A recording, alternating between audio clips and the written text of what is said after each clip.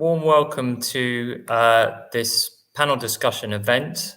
It's the first that we have put on as an organisation, Truth Defence.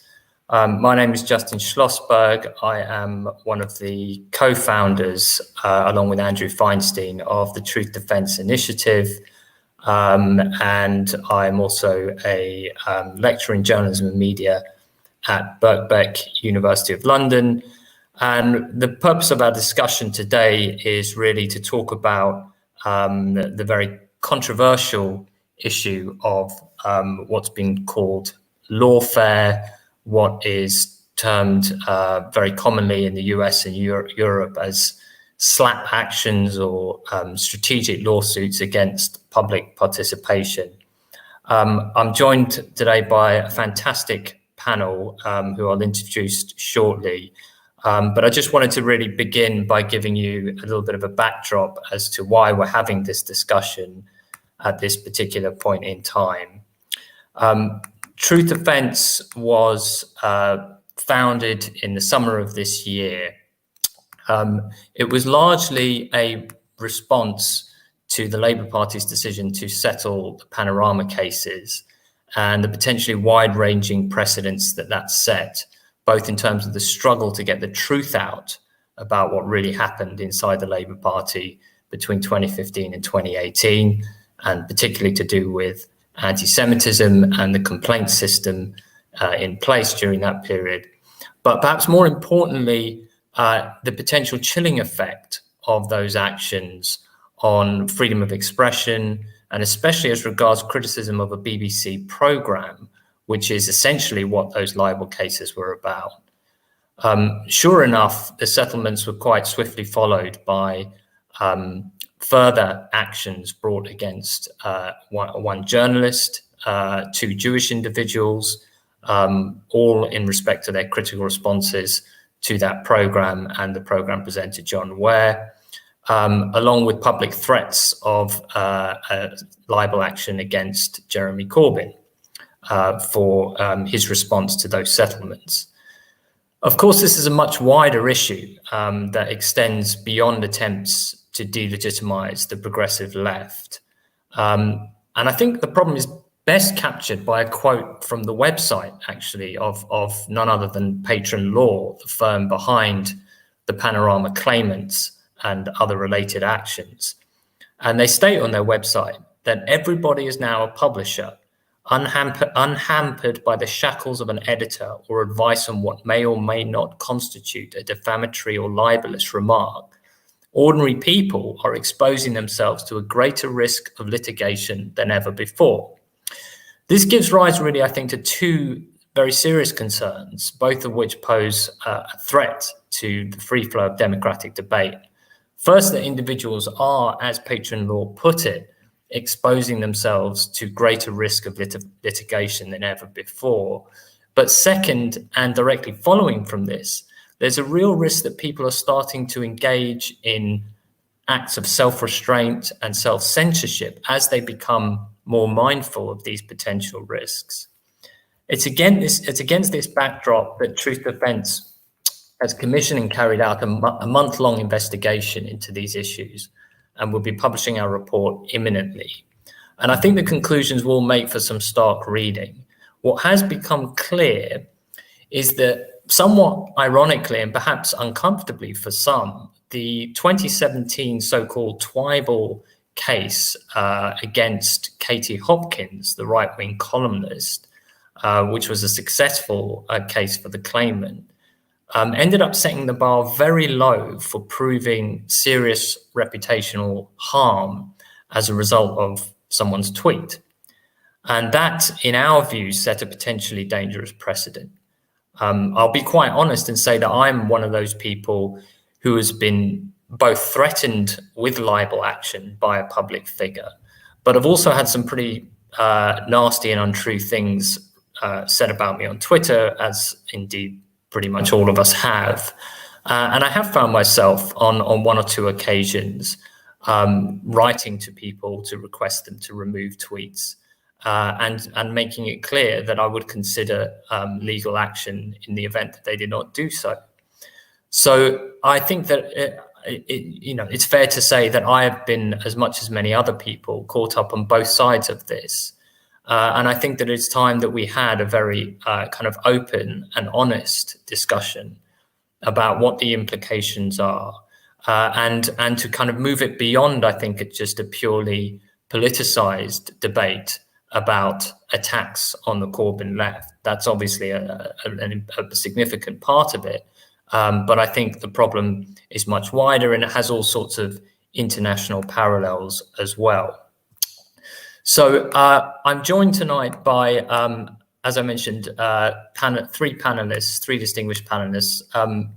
First of all, Jane Heybroek. Jane is a barrister specializing in immigration and practicing out of Goldsmiths Chambers, who found herself on the defending side of a recent libel action, which she successfully defended, and which we will be elaborating on in our report. I'm also joined by Peter Jukes, who's an award-winning author, screenwriter, playwright, literary critic, blogger, pretty much all things to all people, but most known at the moment for being the editor-in-chief of Byline Times. And I'm joined also by Sir Geoffrey Bindman QC, who's a founder of the leading human rights firm Bindman's LLP, has won awards for a Lifetime's Achievement in Human Rights from Liberty and the Law Society's Gazette, among others, and in 2007 was knighted for his services to human rights. So I think the format that we're taking tonight is really just a kind of free flow of discussion and debate, and I'm going to very much welcome questions from the audience. But to really, to kick things off, I want to start with Geoffrey, if I may. Geoffrey, the quote that I mentioned earlier from the Patron Law's website, which says, to quote directly, "Ordinary people are exposing themselves to greater risk of litigation than ever before." Is that something that you would agree with? And does it capture the kind of problem that we're facing? I'm not sure that it is right, actually, because in fact, libel law has always been very harsh in Britain, probably more than anywhere else in the world. That's partly because the fundamental rule is that if you are accused of making a statement which is defamatory, that's to say, which brings someone into disrepute, then and you want to question the truth of it, you have to do it. The person who makes the statement has the obligation to justify the statement, and that's not been the case, for example, in the United States when it affects people in the public eye, and that's had a dramatic effect in the past on the prevalence of libel cases and the success of libel cases. However, the law has been modified quite recently, the last 10 years, and I would say that it's not now as harsh against the ordinary person. However, I think the real problem is that any litigation is a threat because it's so expensive. And if you are the subject of litigation, whether it's justified or not, and you don't have any money, you can be in trouble. And in defamation, you can be in particular trouble because the legal aid system doesn't apply to defamation cases. So you can't even get state help to defend yourself. So there is it's a complex picture, and of course where you have people with resources determined to cause maximum trouble and have an axe to grind, to then and the person they're attacking doesn't have resources, then that's a very dangerous and undesirable situation, and you know, a person can be in real trouble. Then it's a real curb on freedom of expression. Thanks for that, Geoffrey. And sorry, did you want to come in on that, Jane? Yes, there's 2 points that Geoffrey just made, which I thought were very interesting. Obviously, from my point of view, the main point was about funds. I was sued for libel, and contrary to everybody's belief, barristers, and particularly barristers working in immigration, are not very rich people.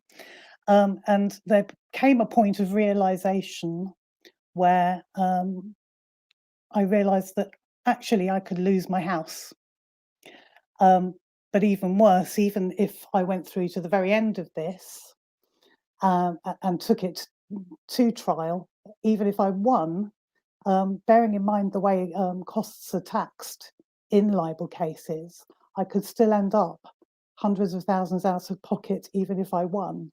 So we got to a tipping point where, and I can't go into details about negotiations, but eventually it was settled out of court, and it was settled with the complainants, the plaintiffs actually paying some of my costs, not all of them by any stretch of the imagination. But even before a trial, the costs on my side were already in the region of about £95,000. I had started up a crowd justice fund to fund an awful lot of that, which is a ridiculous amount of money. The second point I wanted to raise was in respect of the Defamation Act, and of course the Katie Hopkins case, Jack Monroe and Katie Hopkins. That was in 2017, I believe, but 2019, there's now been some clarification from the Supreme Court in a case called Lawfare. And in fact, this is a point that I always come to, because it's a point that, from my experience, and again, I know nothing much about libel law except having been on the receiving end of it. The Defamation Act, in its very first section, says a statement is not defamatory unless the publication has caused or is likely to cause serious harm to the reputation of the claimant. Now, this was a change that was brought into the Defamation Act in 2013. This serious harm issue seems to be glossed over at the beginning of proceedings. The lawyers get involved and there's busy having meetings, hearings and negotiations going on and trying to get settlements together, all of which costs money, without the complainant ever actually particularizing what the serious harm is that they've suffered. And Lawfare in the Supreme Court has started to raise that bar a bit more. But from my point of view, the way I see how this could be dealt with is through case management. There ought to be some kind of case management process at the beginning of any libel action, where the applicant has to show up front what they are saying is the serious harm that has been caused to them or is likely to be caused to them. And just saying, oh, well, it affects my reputation, isn't enough. They need to be able to show that it's caused them serious harm. And that I think that really touches on the particular issue that we uncovered in our report, that that bar for proving serious harm seems to have been set very low in recent cases. But I just wanted to bring in Peter, if I may, from a journalist's perspective, and someone who's definitely not associated with the Corbyn left side of things. What do you see as the the emergent problem here? I mean, is this something that is really just what it's always been in terms of journalists who kind of report on controversial issues or target powerful individuals, have always been placed in that situation of risk, or are we dealing with something qualitatively different in the social media age? No, as a journalist, obviously, my role isn't actually, I don't think it's my role to align with any particular party. Byline Times doesn't. I mean, it's progressive. It doesn't like corruption. It doesn't like lack of transparency. It likes democracy, likes anti-racism. But, and no, I mean, I can't really comment on the particular, so I really don't know much about it. And I am very divided about the issue of anti-Semitism in the Labour Party. What I'm not divided about is defamation law is not the way to discuss this. And so two things are happening. I think, in a certain sense, patron law is right. That's how I became a journalist, from having been a dramatist for 30 years. Television dramatist, was live tweeting the phone hacking trial. And so social media, the great side of that is you can build a newspaper. We built Byline Times with no advertising to social media reach. You can become a publisher. And along with that comes the attendant problems that if you have a big following, that you say something wrong or defamatory, you are legally liable like a publisher. The problem is serious harm. I mean, so I would just be really honest with you. When I first arrived in the world of journalism, especially looking at the phone hacking trial, Rupert Murdoch, the Daily Mail, the harms, you could see the defamation law, though mainly under privacy, was there to protect individuals, but these were big companies, and you did not, when you went through those trials, you could see anybody who wanted to sue News of the World was intimidated by their lawyers, by the funds they had. But I mainly saw defamation law as a way of maybe getting redress. As a publisher, as a journalist, I get legal threats every other day. It is nothing but chilling. I cannot see, even with the reforms that have been made about serious harm, that, and his proof of it, I'll just go to a moment, that Britain is still not one of the most chilling places to be an investigative journalist in the Western world, let's put it that way. And that when I talk to my American friends, in America, you have to kind of prove, as Geoffrey says, the burden is on the claimant to prove that something was wrong, that this was untrue, they had some harm, they're a public figure. And there's an element of malice. You have to prove malice.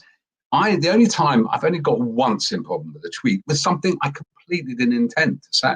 It was an error, not seen by that many people.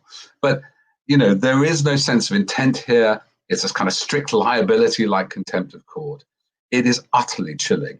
I mean, my example, by the way, of why there's still forum shopping going on is the Black Cube, a mainly Israeli intelligence agency, which worked for Harvey Weinstein and worked, though they say they didn't, but apparently Cambridge Analytica said they worked for them. They've just lost or dropped a case in the High Court in London, which is against an Israeli television company about allegations of what happened with politician information in Israel. So we're still seen globally as a place, Daphne Koenig-Galizia, blown up in a car bomb 3 years ago. She had 37 lawsuits against her in Malta. It's also a criminal offence, libel in Malta. But the big ones were through London law.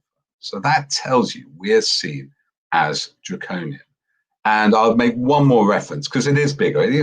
I think it's really, really important that debate about racism, anti-Semitism shouldn't be litigated. It's just absurd to me.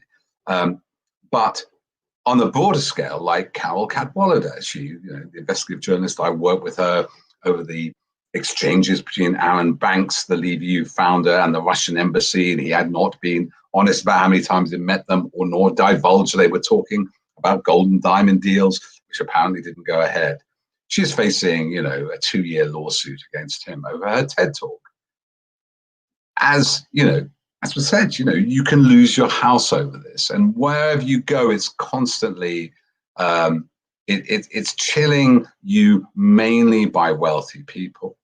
but it's also a form of ideological control. And my last point in this, if any journalist has worked in this sphere, and I think we've only made Byline Media when Aaron Banks, Andy Wigmore accused us of hacking his emails, which wasn't the provenance of those emails, did send him a letter for action as a company. I, as a journalist, would never, ever sue another journalist or even threaten. I'd ask for a correction. And if they didn't correct, I'd point it out, because there's your redress. If you're in a position of equality, if you're, say, a Panorama journalist against Paddy French, who is another journalist, much smaller platform, why, in terms of redress, in terms of getting your message across, saying what they said about me is wrong? I'm not saying it's right or wrong, might have been wrong, but you have a platform. Why do you need to use the courts? And I think any journalist that sues another journalist is undermining their own platform. And if they've ever experienced being a journalist, they're giving the weapons, the bad guys who silence them. Thanks very much, Peter. And I think you raised a number of compelling points and issues there. I want to just come back to Geoffrey on this issue of truth. I mean, as I think both Peter and Jane have suggested, although we got that somewhat liberalizing Defamation Act in 2014, which placed a little bit more on a burden on claimants to demonstrate serious harm. That seems to have been somewhat undone in the recent case law, particularly in respect of social media. That's the first issue that I wanted to put to you.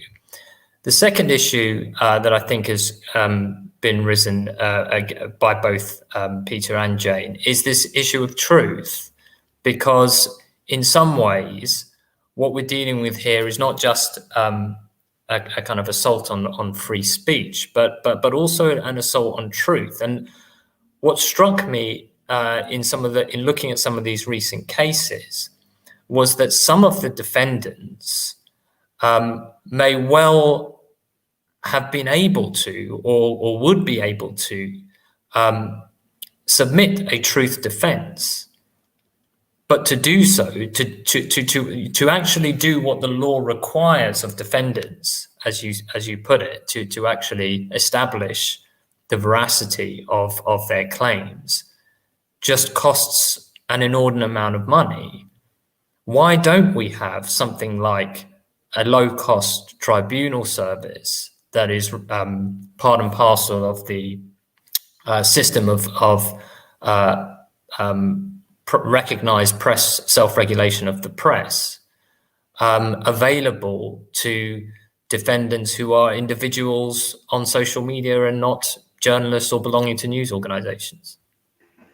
Well, you always got to take into account the fact that law, in a sense, breeds itself. I mean, if you have a law at all, you have lawyers who are making a living out of it, and they're an argumentative lot of people, so they tend to create more complexity. And it's interesting that libel law, defamation law, I was a libel lawyer myself for a number of years, and in fact I was private eyes lawyer for 15 years in its early days. And so I do actually know a lot about libel law in a very practical way. And I think the law became quite complex. A group of lawyers developed, barristers specializing in libel law, developed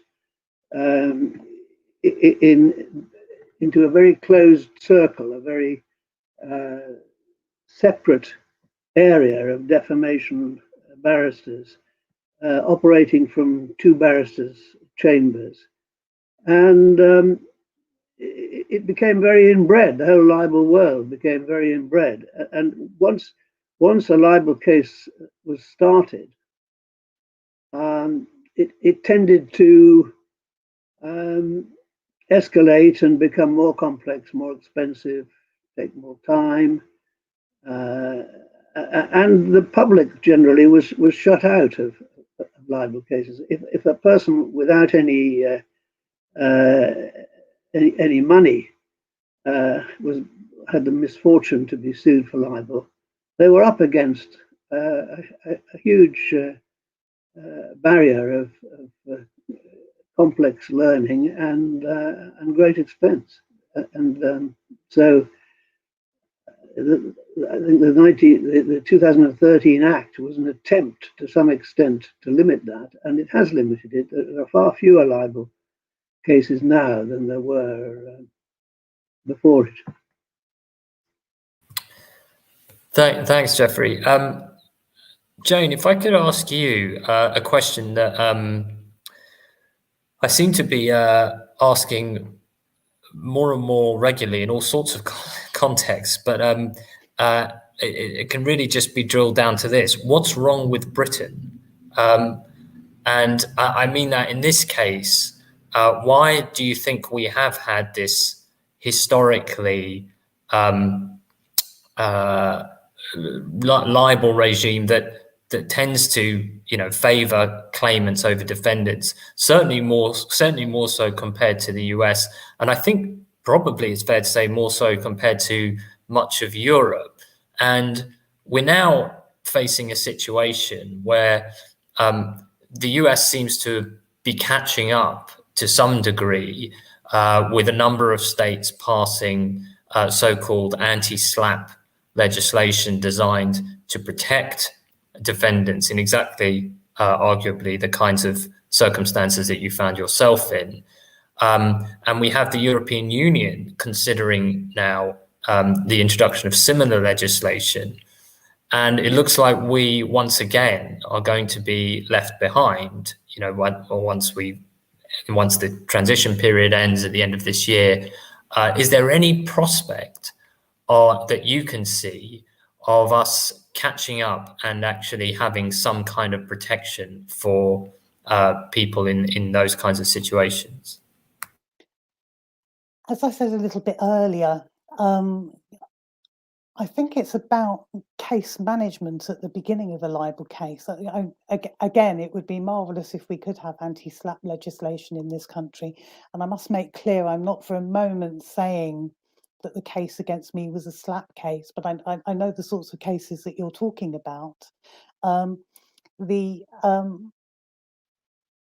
If you have to show serious harm as a claimant, as an applicant, you ought to be forced to particularize that in your claim right up front, so that as soon as the claim is lodged, you indicate quite clearly in terms what you say the harm is that the publication has caused you, why it is serious harm, and why you, with evidence that you, on a balance of probabilities that comes to that conclusion, such that it gets past the first hurdle. I was smiling away to myself, though, as Geoffrey was talking about lawyers, because, of course, I'm a lawyer myself. I'm an immigration lawyer, so I'm not used to this sort of thing at all. But one of the interesting things, for example, is that the area of libel law in the High Court, there's actually very few judges who specialise in libel law. You tend to see the same names coming up time and again on judgments. And it does strike me that perhaps there is a need for new blood within the judiciary as well.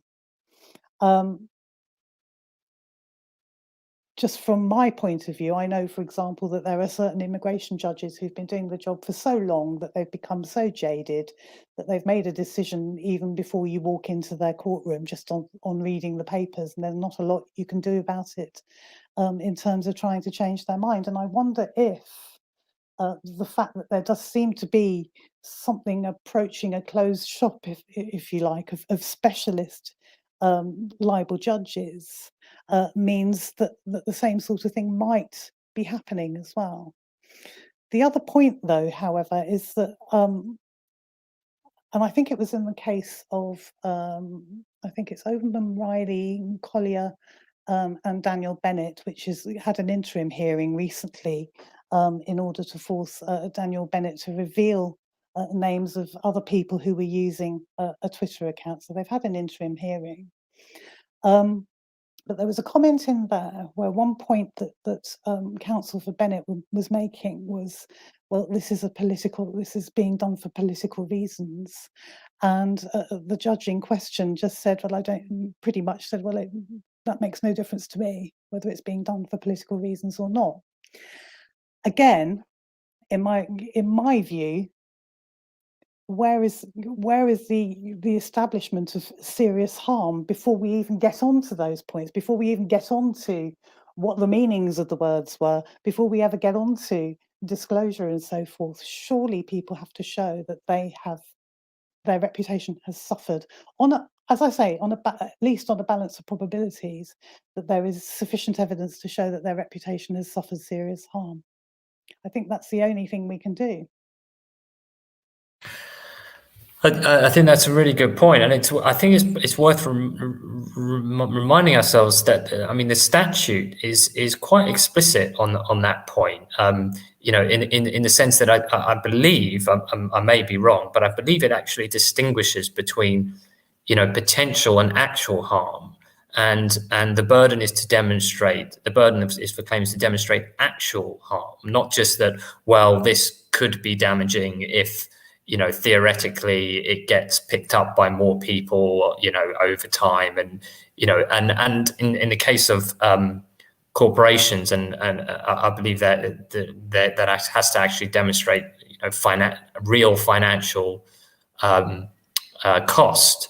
So I think that's a really interesting and important point, and definitely, because I mean, one of the things that we're trying to do with this report, and, you know, with this discussion as a kind of conversation starter, is, if you like, is try to think through solutions, and try to think through what a progressive reform of the libel regime in this country could look like, particularly taking into account the nuances of social media and so-called twibal actions.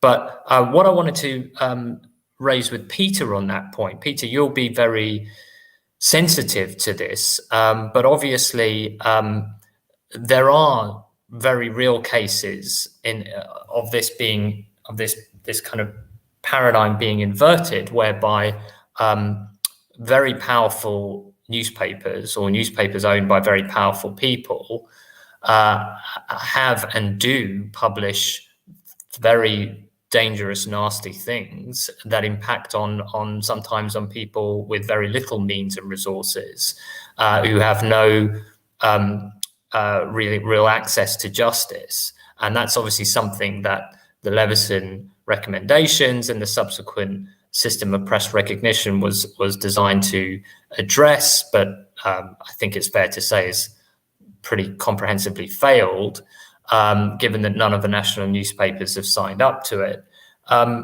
So what happened? Is there a danger that if we kind of introduced reforms aimed at increasing the burden on claimants, that actually that ends up favoring powerful newspapers? And how would we get around that? Well, I think in a way it's moving away from the truth defense. So, I mean, Geoffrey, what a stunning job he did with the Private Eye.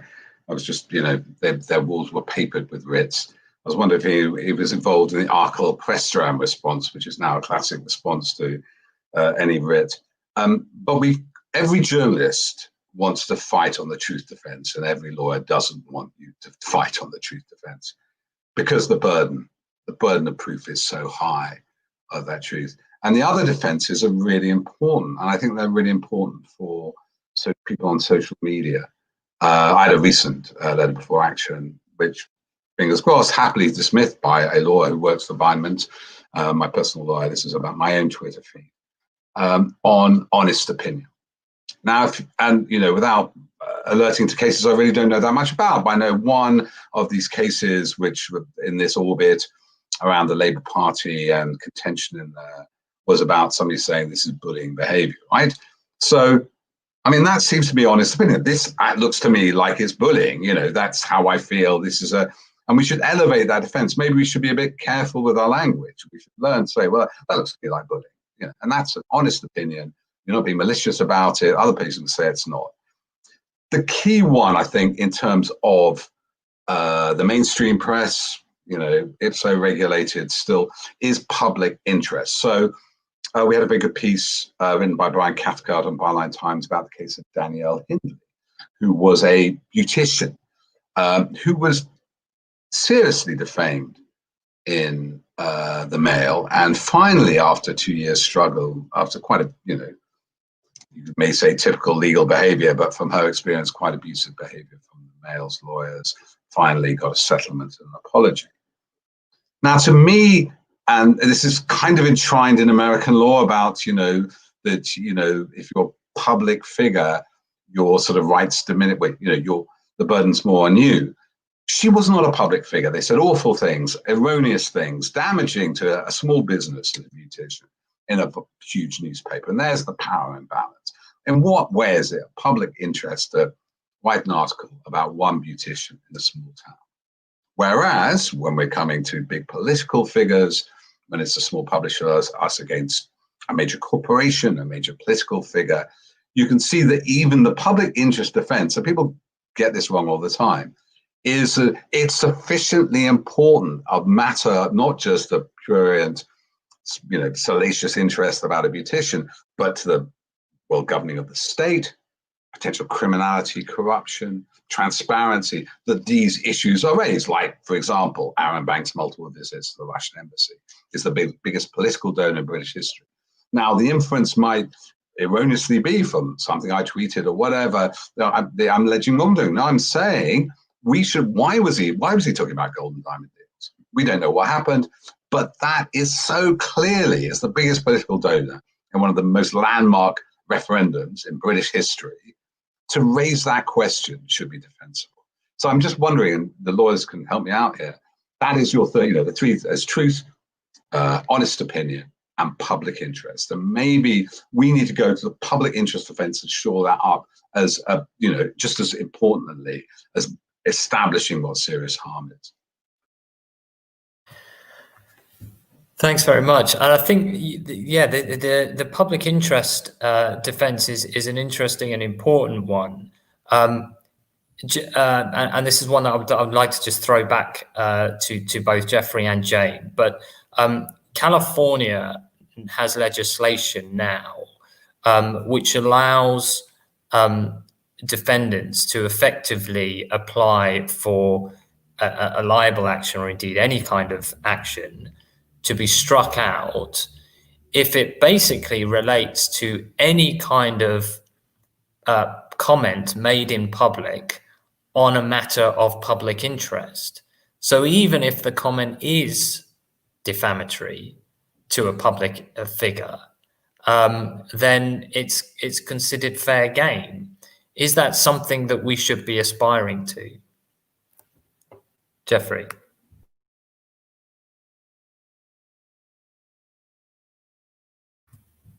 Geoffrey, did you want to come in on that? Can you hear me? Yes, now we can. Yes. There is a public interest defense now, and there has been even before the 2013 Act. And see, I think the law as it stands is probably perfectly adequate to protect free expression on the whole. I mean, there are some defects, but I come back to the point I made before. There is a very small group of people who are the libel bar, and the judges. I was glad that the point was made by Jane about the judges, because there are only two libel judges have been appointed recently, and they're both libel lawyers from one of the two sets of chambers that I mentioned. In fact, there's only now one set of chambers because one of them closed down, and most of the members went to the other one. So, in effect, the libel bar consists of one group of people working together in a single barrister's chambers. And both the judges, the libel judges, most recently appointed, were barristers in those chambers. So it's a very small, closed world, the libel bar and the libel judiciary. And change doesn't come quickly, at least partly because they're all having quite a nice time, and they don't really need to. They don't particularly want things to change. So it's a difficult problem to deal with. You're dealing to a very large extent with personalities and personal interests and professional skills and competition and so on. A lot of that controls the way that the system operates. So, and you see, you have had changes have taken place in the direction that you are discussing. For example, the meaning of words is very critical to whether there has been a defamation. The first thing you have to establish is what the words that are complained of mean. At one time, you had to go to a trial to have that done. Now you can have that done as a preliminary issue, which is undoubtedly does save costs and save time. And if the meaning is decided not to be a defamatory meaning, then the whole case falls at a very early stage. And you rightly suggest that the same should be applied to whether there has been serious harm. I mean, that could also be an issue that could be decided as a preliminary issue.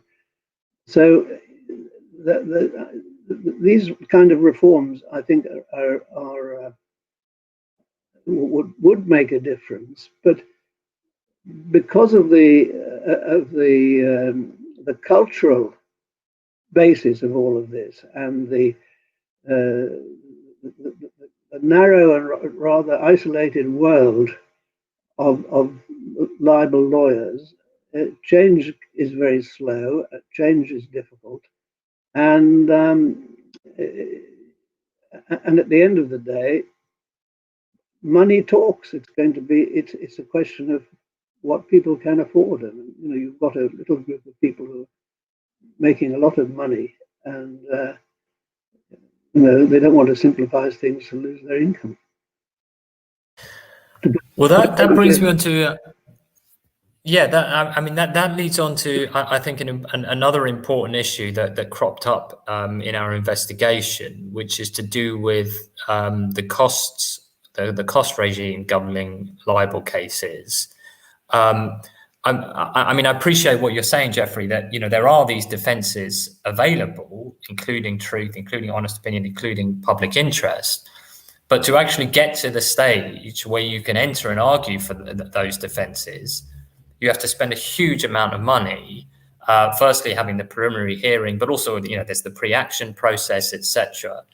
And part of the problem, it seems to me, is that defendants in libel cases don't very rarely have available to them offers of no win, no fee, or what's now called fee conditional arrangements from their solicitors, because of the kind of, I guess, the assumed risk profile of defendants versus claimants. And they also, by extension, don't have available to them usually the offer of after the event insurance. And both of those things very often are available to claimants. And there is a particular problem also in that the premium for in those kinds of insurance can be recoverable by the claimants in the event that they were successful in the case. But what we also uncovered was this quite particular and important but complex issue that very often insurers will offer a premium pretty much based on whether or not the solicitors acting for the claimants offer a no win, no fee or fee conditional arrangement. In other words, the insurance company will generally take what the claimant's lawyer says about the merits of the case as the basis on which to, whether or not to offer a premium. And the problem that we have there is what happens when that opinion, if you like, or that offer of a no-win, no-fee is based not just on whether or not a case will succeed ultimately in the courts, but just whether or not the case will succeed. Because if we take the latter, then the question is not necessarily whether the case is strong or has merit in and of itself, but whether but could also take into account whether the particular circumstances of the case and the particular context of the case are such that the defendant is likely to settle. And that's a real problem, and I think has a kind of potentially serious chilling effect, because if lawyers will take on cases on the basis that they're likely, the defendant's unlikely to be able to fight the case or unwilling to fight the case, even if they have a strong defense, even if it's true what was said, then that could really stack the odds against the defendant, because the claimant will get the no-win, no-fee, the insurance premium, have their risks relatively minimal. And not only that, that lawyer will alert the defendant, usually very early on in the process, to the fact that they are offering a fee conditional arrangement to their client, and that their client, by extension, has insurance in place. And that can further intensify the pressure on the defendant, thinking, oh my God, they've got nothing to lose and I've got everything to lose. So that's really the kind of danger that we're talking to. But Jane, I wondered if you wanted to come in on that. Yes, I think that's one of the major problems, because it is such an extraordinarily expensive business. And I can tell you, when I saw how much my lawyer was charging me an hour compared to what I bill for a day or 2 days in the immigration tribunals, I was still quite shocked at how expensive it was. This notion of effectively using libel law as a punishment, as a weapon to grind somebody into the ground, is one that I can think of an example that I've seen myself. I'm not going to mention any names. I'm not going to say what it was about either. But I saw somebody on Twitter make a groveling apology about something. And I knew from the words of that apology that what he said in his apology wasn't true. But he had obviously felt that it was the only way that he was going to get out of threats that had been made to him, to take his house off him. And this is the problem. I'm a bit extraordinary in that I've been a practicing Buddhist for 27 years. And when I said I had the realization that they could take my house off me, in actual fact, that realization was, yeah, so what? They can take my house. They're not going to kill me. They're not going to lock me up in prison for this. So that's the risk I'm prepared to take. But the overwhelming majority of people, if they realize that if things go wrong, they could lose everything they own in the world that's valuable to them, they're just going to cave in. Why wouldn't they?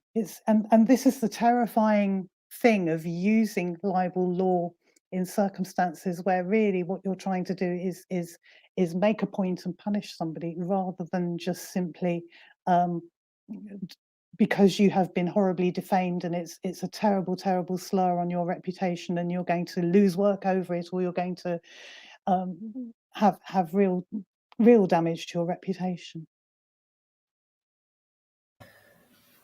And I think that's really gets to the heart of the matter. And it's pretty clear that, to me anyway, that the real sort of chilling effect consists in the targeting of individuals, whether it be individual activists or just commentators on social media or freelance journalists. And I mean, Peter, I don't know what you think about this, but I mean, a lot of established news organizations will have insurance or some kind of insurance, you know, and probably some kind of financial backing, although, you know, obviously there's an issue of kind of funding and financing of professional news in general. But would you think it's fair to say that really the people that really need protection are the people that are out on a limb, you know, the freelance journalists? So if you look at the case against Carol Cadwallader, I mean, the stuff and I published some of it, a small fraction of what she did, was published in The Observer and The Guardian. Aaron Banks is not suing The Observer or The Guardian, or indeed the TED Talk, which is complaining the defamatory statement was made, is suing her as an individual journalist. That is punitive, you know, that is, you know, if you wanted fair redress, you know, you'd go for the big publisher.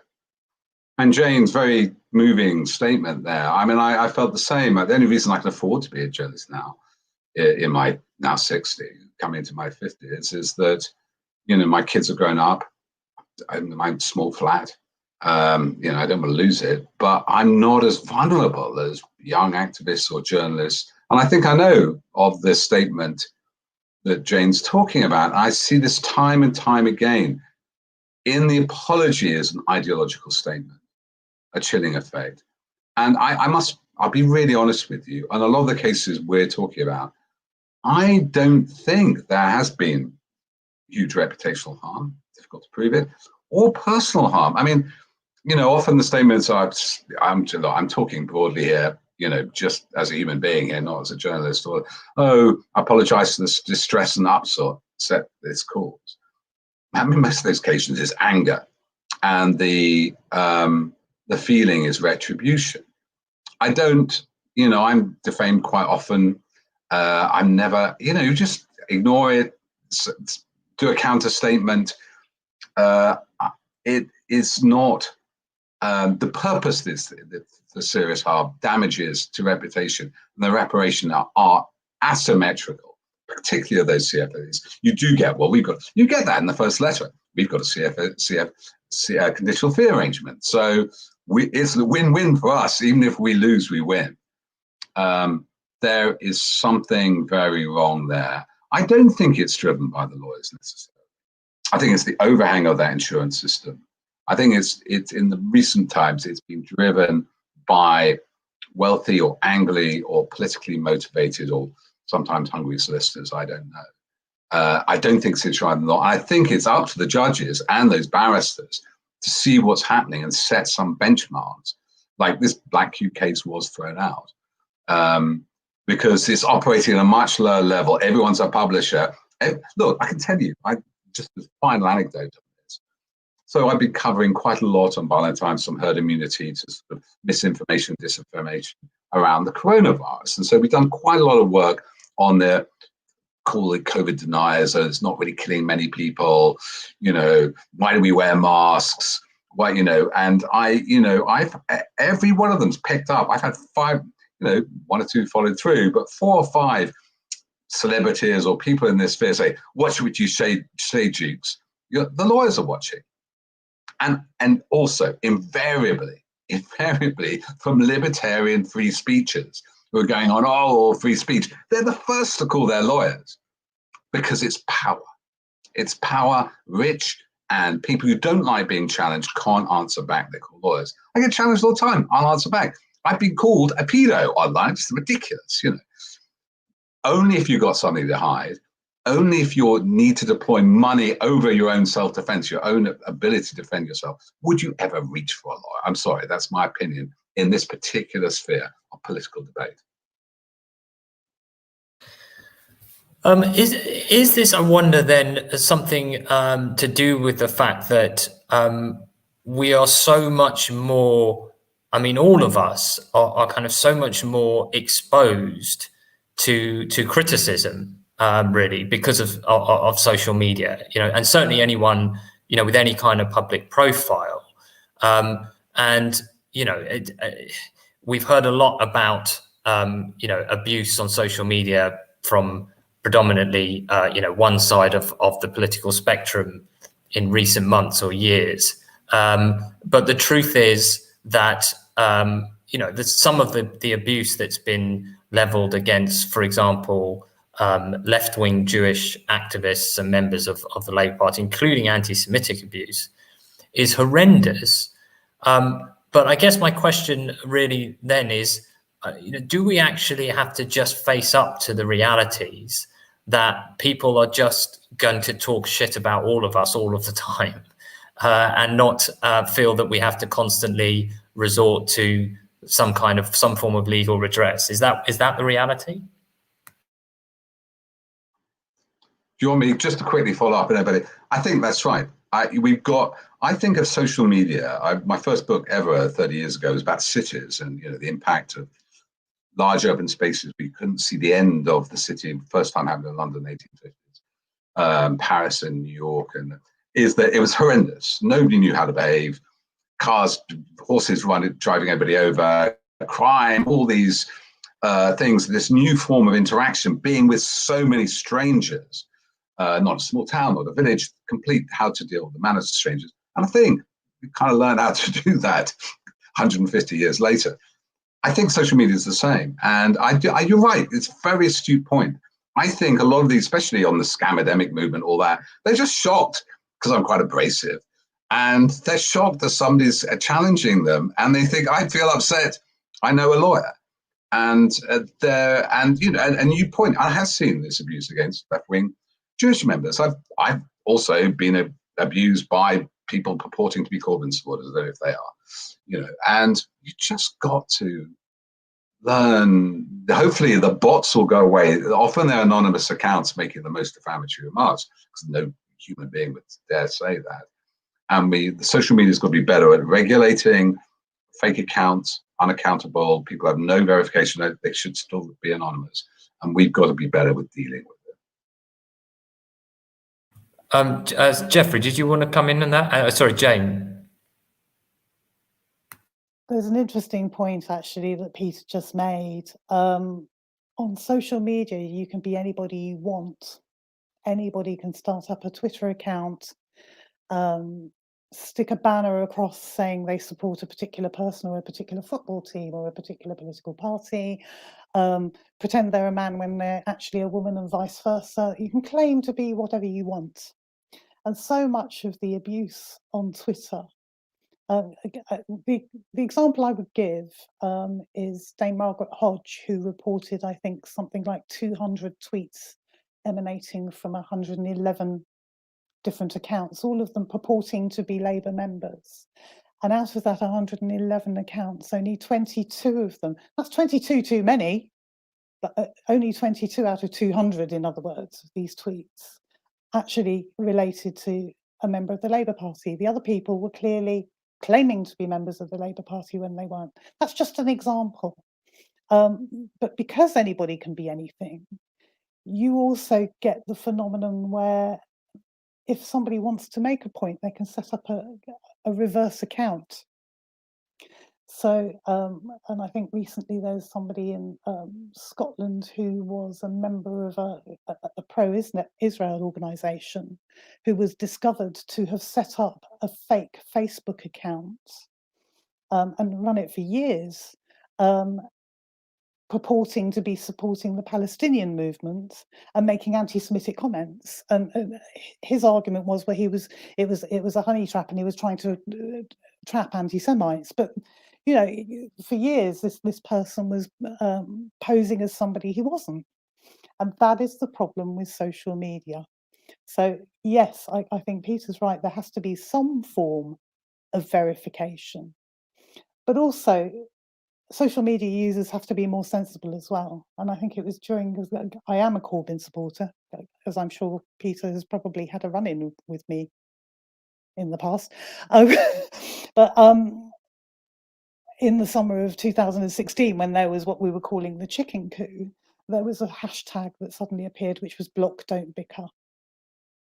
And again, there will be people who will try to draw you into arguments online to try and get you to lose your temper, say something you don't want to say. Block them. Don't get involved. If somebody's upsetting you, don't get into a heated row, and says the lady living in the glass house throwing stones about, but just block them and move on. And I think that's the best advice I can give people. Geoffrey, what would be your best advice? Need for it, so I keep off it. And I think it's absolutely right that social media has done a great deal of damage to the respect for truth and honesty in public life and in life generally, because it gives anonymity to people to say what they like. And if you've got anonymity and you can abuse people, of course there are plenty of people who will do that. They'll just enjoy doing it for the fun of it. And it's also completely impossible to decide what is true, what is genuine, who the people are, and so forth. That's extremely dangerous, and I think we need better control of social media. But I do feel that this discussion is getting a bit out of hand. I'm not quite sure where we're going or what it is. Where are we talking still about libel and the threat of the imbalance of the libel law? Because if so, I've got more to say on it.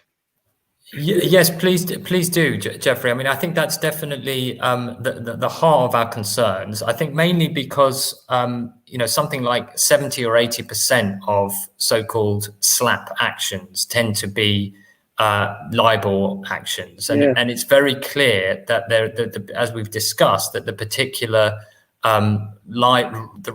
regime that governs libel law in this country, especially, but also elsewhere, allows for that to some degree. See, I think the no win no fee system has caused a lot of harm. I really don't like it, and I never have liked it. It creates a conflict of interest between the lawyer and the client. I mean, the lawyer has an interest in settling and winning, regardless of the level of damages or anything else. If you don't win, you don't get paid. So therefore, you want to win, even at a cost which even if the client is sold short. And I'm not saying many lawyers would do that, but there are certainly some. And there is a conflict. So the other problem about it is it does give a kind of immunity to the person who is who is fighting a case on a contingent fee. They have nothing to lose, so they want to go ahead, and they don't want to settle necessarily. I think the whole issue of costs it bedevils bedevils justice. It's very hard to have a just system where so much depends on the means of the parties. And so the answer, in my view, is not to have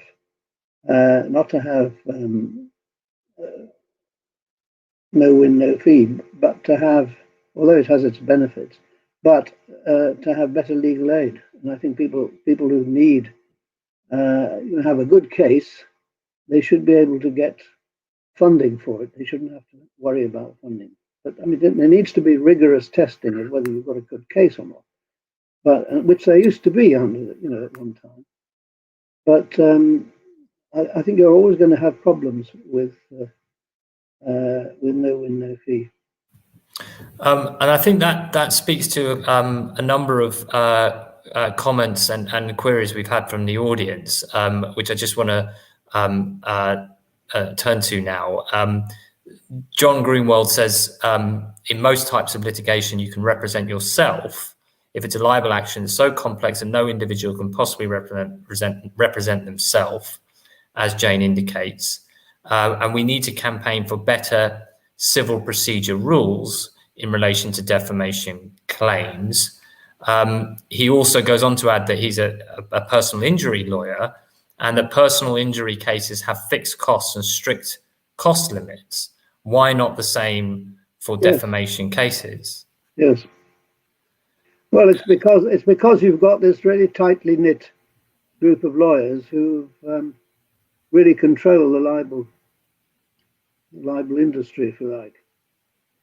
You know, they're all very nice people. I mean, I've known them all for years, and the libel judges have been people I've worked with, you know, for a long time. They're my friends. But if you have the power that is given to you by being in control of a system, then you tend to be a bit casual about thinking about the overall justice of it. Another related issue that Chris Meacock raises is, I think, as you touched on, Geoffrey, when you said about the need for more rigorous testing of the merits of a case. Chris asked, can you argue a case is out of bounds because it amounts to an act of lawfare, or i.e. the process has been constructed in order to disadvantage the defendant by costs? Abusive process. So that is a possible way of kind of getting a case struck out at the earliest stage. Theoretically, of course, you know, you're going to be up against a lot of ingenious lawyers arguing the other way. Jane, you're nodding and smiling. Oh, you can't be heard. Ingenious. You're muted. Jane is muted. So there I am. I'm unmuted now. Yes, ingenious lawyers indeed. It is a very complex area of law. One that I had to take a crash course in, and even then, having been through what I've been through, I can't pretend to have anything like necessary expert knowledge to be able to represent anybody. And it doesn't have to be that way. I mean, in whose interest is to have such complex laws? There's only one answer to that. I just wanted to bring in, if I can, Andrew Feinstein, who's joined us and wanted to make a comment. Hi, Justin. First of all, my apologies for joining late. I was speaking at another event. My apologies for that, and if I'm going to repeat something that you've already covered. It's been absolutely fascinating listening to the highly informed panel, and I should start by saying I am definitely not a lawyer, so again might display my ignorance. May I also just say what great respect I have for Jane in the courage that you have shown in dealing with what you've had to deal with. The broad point I want to make is, as some of you can probably hear from my accent, I am not of these shores. I'm from South Africa. And having been involved with issues of corruption and other controversial political issues from the time I was a member of parliament in South Africa, and the president gave a national address suggesting that I was trying to undermine the state by pursuing an investigation into massive corruption. I came to this country continuing to work on the global arms trade and was frankly struck dumb by the nature of the legal system when it comes to libel and defamation. So in the South African context, where we had a remarkably corrupt president in Jacob Zuma, who will go on trial early next year, Zuma tried to sue anybody who said anything about his kleptocratic corruption in the country. And the legal system just didn't allow it. And he was left incurring huge amounts of costs for himself personally. And there was really only one individual, unfortunately, who perhaps didn't get the best legal advice, who actually had a case hanging over him for any length of time. But there were literally more than a dozen cases that fell by the wayside. Whereas in the United Kingdom, many of those cases would probably have gone much further. And I've experienced this myself in my work on the arms trade, where we were sued by someone who was being backed by an arms dealer who had extremely deep pockets. There was absolutely no justification to the claim, but the person who was ultimately driving this case, who had the very deep pockets, had as his intention to destroy my very small civil society organization financially. And when this case was registered with the courts, we received a communication from the court asking us to show that we had access to £500,000 in order to cover our own costs and the possible costs of our opponent should we lose the case. Now, I had written a book on the global arms trade, which had to be lawyered, which had to be reviewed by over a dozen lawyers in all of the major countries in which it was published. And we have had absolutely no problem except in the United Kingdom. Is there the possibility of some sort of move to further reform what seems to be a quite extraordinary libel and defamation system in the United Kingdom, a system unlike any other I've come across anywhere else in the world that I've done this work? Because I look now at the case of people like Jane and the threats from similar people who were involved in her case against anybody who has a particular political opinion. And the fact that I happen to share that political opinion is almost irrelevant here. It just seems to me that the libel and defamation, the legal system surrounding libel and defamation in this country is just simply appalling. And is there not the possibility of a significant movement to have that system reformed significantly and further? Thank you, Andrew, for that those insightful comments. And it has touched on a couple of the themes that we've been talking about, but I think really usefully also brings us to where we want to get to, both in this discussion and in the work of truth defense going forward, which is the question of solutions and how do we actually challenge the libel regime, and also as one commenter put it, what will truth defense be doing on this issue?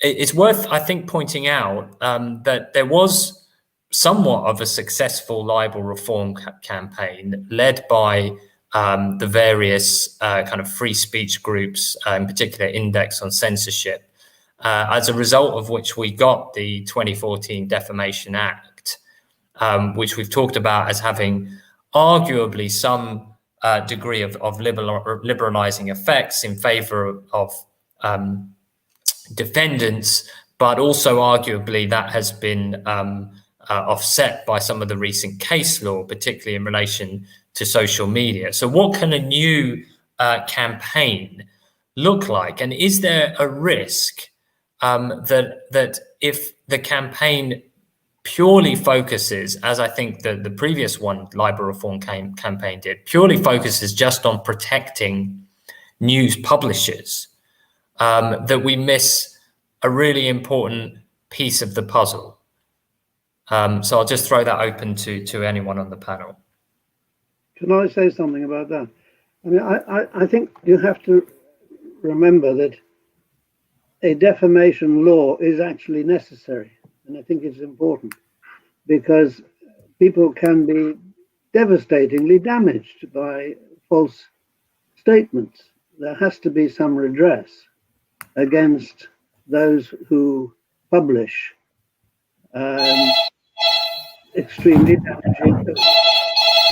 Where's this coming from? Sorry.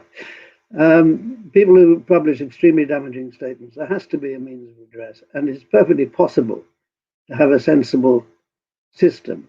And I think that the reason we haven't is what I was saying before, that a group of specialist lawyers developed, I wouldn't say necessarily deviously or intentionally, they weren't setting out to produce a complicated system. They weren't out to exploit the public, make a lot of money and so on. It just happened because lawyers are generally people who get obsessed by detail and by nitpicking arguments. I mean, lawyers are notorious for that. And in libel and slander, because of for a long time, it was a side issue. It was a small part of the bar and of the legal profession. People got very wrapped up in the minutiae of it, and it's become very complicated. And there has been a movement, very, very slow and very tentative, to rationalize it, if you like, make it simpler, make it fairer, and so on.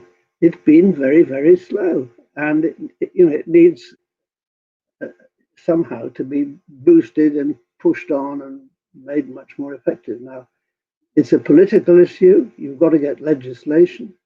You've got to get parliamentarians to take it up, and so on, and a campaign to do it. But you've got to think first exactly how you want it to end up, because it's not that easy. There are certain complexities in it which are inescapable. You've got two very strongly competing interests. You've got free speech interest, but you've also got the interest of protecting people from serious harm in being liable. It could be, as a result of a libel, you can lose your whole career, your house, and your home, and everything. I've seen it done.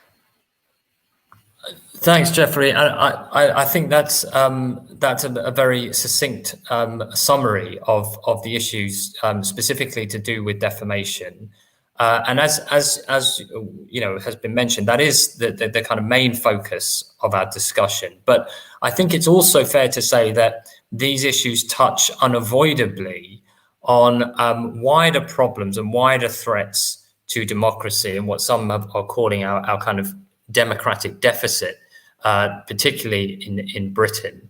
And I want to just put as a kind of final question, really, to both Jane and Peter, that in a way we are witnessing a particular problem in the attacks and delegitimization of a particular political movement, a relatively mainstream political movement based on certainly the kinds of policies that were associated with the Corbyn leadership of the Labour Party, and that is something that really does have quite striking parallels in other countries.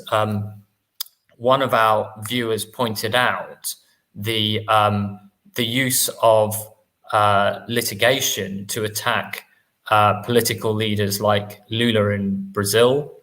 The same is currently happening against Podemos Unidas, the progressive political party that's currently in power in Spain, where there is quite an astonishing case being brought against Podemos, effectively accusing them of having kind of faked their own, but presented themselves falsely as victims of espionage in order to make political capital of it, when it's the evidence quite clearly shows that they were victims of some kind of attempts to steal information.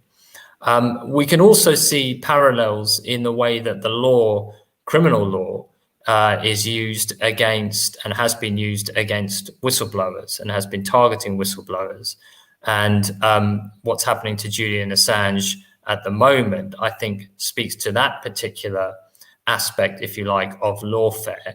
So I think, yeah, just perhaps if Jane and Peter could come in on those wider problems that's associated with this kind of, I guess my question is, are we living in an increasingly repressive society? So I'll give first, let Jane have the last word on. I think there's a danger here of only seeing it in Labour Party terms. And I see it, and those cases you point are very important. And Julian Assange case is particularly important. Byline Festival I run, we had two panelists, people, Birgit Johnson, who helped form WikiLeaks with him, and Nick Davis, who worked in The Guardian.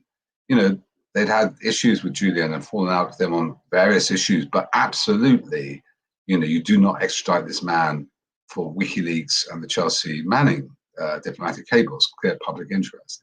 One solution here is to see there's a whole range of progressive, left of center, or even liberal investigations and opinions and news organs under threat. And it is what Geoffrey so delineated. There is this imbalance in the UK is a power imbalance, and it's about money. It is oligarchs, whatever their background, come here to sue people. Berezovsky and Abramovich, I think it was $3 billion their case was spent of defamation, basically arguing about Russian assets.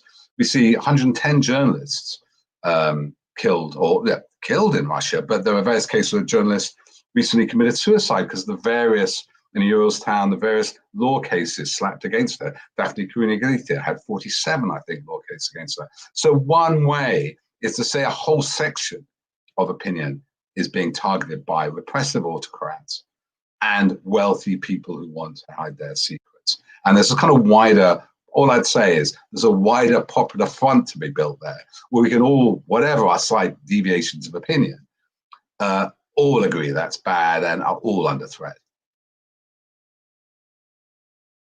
Thanks, Peter. Jane? Yes, I agree entirely with what Peter's just said. I think what we're seeing is the legal system being used as a tool of oppression. And it's dangerous. It's a dangerous road to go down. But what we're seeing in parallel as well is attacks by the executive on the judiciary as well. So at the same time, they're trying to delegitimize the judicial process. They're trying to delegitimize what they refer to as activist lawyers. In other words, lawyers who do public law work, challenging the government and the government's decisions. And I think we're in for some very, very rocky roads ahead indeed, unless the judiciary starts standing up for itself, but also standing up for what's right. And it's very important that they do that. And I was delighted to see that a couple of retired Supreme Court judges have been making themselves known on this point as well. But certainly in terms of what we're talking about, using the law to crush dissent, the judiciary must step up to the plate on this. Thank you very much. Thank you to all of our panelists and audience, and indeed to Andrew. I think in closing, it's always worth just actually fleshing out what are the kinds of concrete actions and outcomes that can come of this kind of discussion and this kind of initiative. And the first thing to say on that is, as I mentioned at the beginning, we have commissioned an investigation and a report, which we will be publishing at some point. I think Byline may be also publishing something on it. Needless to say, it's currently being legaled. So hopefully once that process is done and dusted by the end of this week or early next week, we expect that to be published. And we hope that will serve firstly as a kind of conversation starter, that could also lead to a number of quite concrete actions. Firstly, I do think we need to produce some kind of checklist, some kind of generic advice that we could provide to activists and journalists and academics and anyone on social media that would both clearly point the way to what kinds of speech to avoid that would place you in unnecessary risk of facing a kind of libel action or some sort of legal threat. But at the same time, and I think this is crucially important, provide us with assurance that we can say these things, that we can comment publicly and critically, sometimes about public figures, sometimes about the media, certainly the BBC. That this kind of talk is absolutely fundamental to any kind of vaguely functioning democracy and public sphere. And then I think the other important initiative and outcome that can come of this is a campaign that similar to what was led by groups like Index and Censorship in the early and mid 2000s towards a proper reform of libel statute, one that really does redress the balance of power in a meaningful way between claimants and defendants, as Geoffrey and others have pointed out, one that offers particular protections to individuals, be they freelance journalists, activists, or just ordinary citizens commenting on social media, and one that takes account of the realities of what serious harm is and means, particularly in a social media context. So I very much hope that you will support us in that work, engage with us in that work. The best way to do that is to join our mailing list. The most obviously important thing that you can do is support our work with any kind of donation, be it a one-off or regular donation.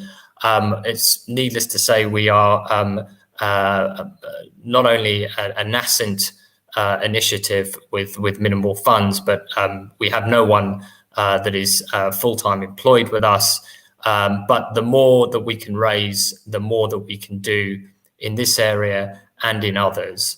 And we certainly will be looking to broaden our work to look at, for example, the way in which whistleblowers have been under attack and are under attack. And in general, the truth is facing, I think it's fair to say, an unprecedented assault in this country. And I think it's also fair to say that in this country, we have it relatively worse than others because of some of the things that we've talked about in relation to the peculiarities of the libel regime here.